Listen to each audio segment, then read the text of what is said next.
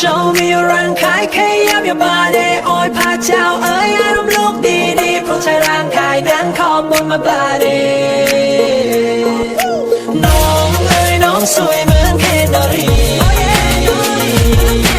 น้องเอ๋ยน้องสวยดีเอ๋ยแสนดีทำไมพี่ถึงโชคดีจังน้องมีผู้ชายที่อยากได้แต่ว่าพวกเขาโชคไม่ดี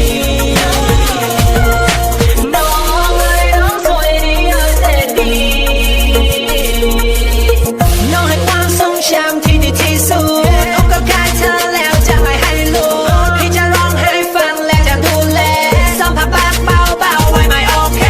ความผิดพลาดนิดหน่อยขอน้องอภัยเราจะดื่มน้ำผึ้งและจะมองฉันมันน้องยังไม่ง่วงนอนพี่จะไปทำอยากสุดจากธรรมชาติเดี๋ยวเอามาเลยเรากินกัน Show me ร่างกายขยับ your body โอ้ยพระเจ้าเอ๋ยอารมณ์ลูกดีๆเพราะใช้ร่างกายนั้นขอบบนมา body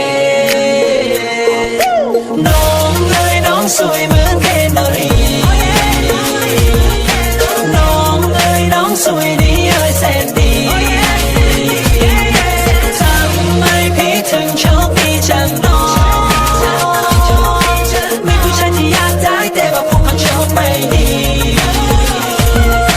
น้องเอ๋ยน้องสวยดีเอ๋ยแสนดีอุณหภูมิพี่ขึ้น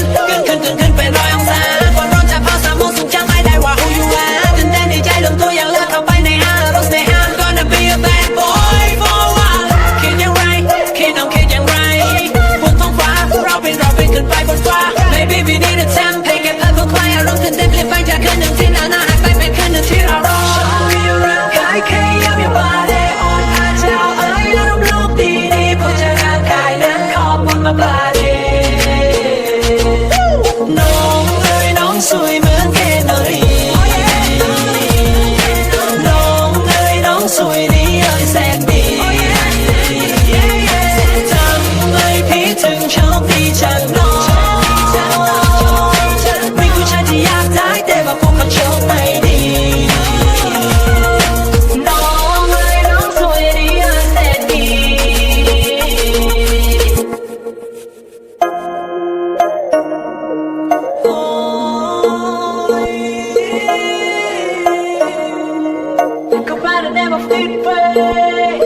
Show me ร่างกายขยับ your body โอ้ยพระเจ้าเอ๋ยอารมณ์ลูกดีๆเพราะใช้ร่างกายนั้นขอบบนมา body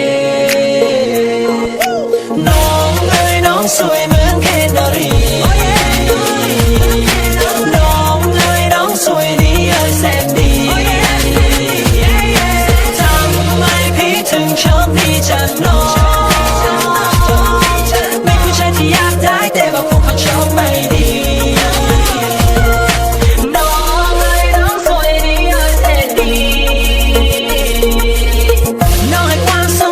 ที่ดีที่สุดอกก็กายเธอแล้วจะไม่ให้รู้พี่จะร้องให้ฟังและจะดูแลซ้อมผ้าปากเบาๆไว้ไม่โอเคความผิดพลาดนิดหน่อยขอน้องอภัยเราจะดื่มน้ำผึ้งและจะมองฉันมันน้องยังไม่ง่วงนอนพี่จะไปทำอยากสุดจากธรรมชาติเดี๋ยวเอามาเลยเรากินกัน Show me ร่างกายขยับ your body โอ้ยพระเจ้าเอ๋ยอารมณ์ลูกดีๆเพราะใช้ร่างกายนั้นขอบบนมา bodyน้องเอ๋ยน้องสวยเหมือนเคนดอรี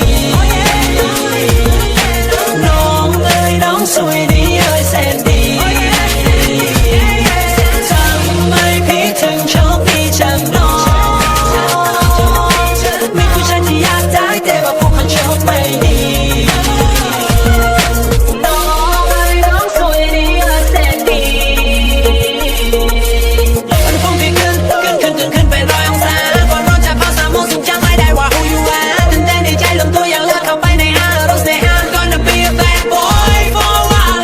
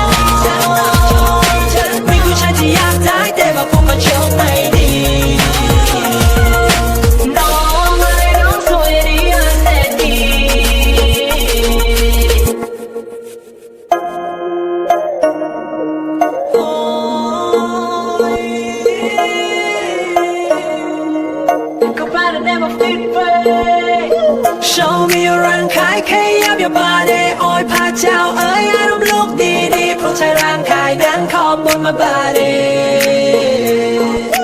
น้องเอ้ยน้องสวยเหมือนเคนนารีน้องเอ้ยน้องสวยดีเอ้ยแสนดีทำไมพี่ถึงชอบพี่จังน้องไม่ผู้ชายที่อยากได้แต่ว่าพวกเขาชอบไม่ดีน้องเอ้ยน้องสวยดีเอ้ยแสนดี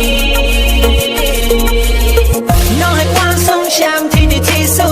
ดอกก็กายเธอแล้วจะไม่ให้รู้พี่จะร้องให้ฟังและจะดูแลสัมผัสแบบเบาๆไว้ไม่โอเคความผิดพลาดนิดหน่อยขอน้องอภัยเราจะดื่มน้ำผึ้งแล้วจะมองฉันน้องยังไม่ง่วงนอนพี่จะไปทำอยากสุดจากธรรมชาติเดี๋ยวเอามาเลยเรากินกัน Show me ร่างกายขยับ your body โอ้ยพระเจ้าเอ้ยรูปลูกดีๆเพราะใช้ร่างกายนั้นขอบคุณมา body น้องเอ้ยน้องสวยเหมือน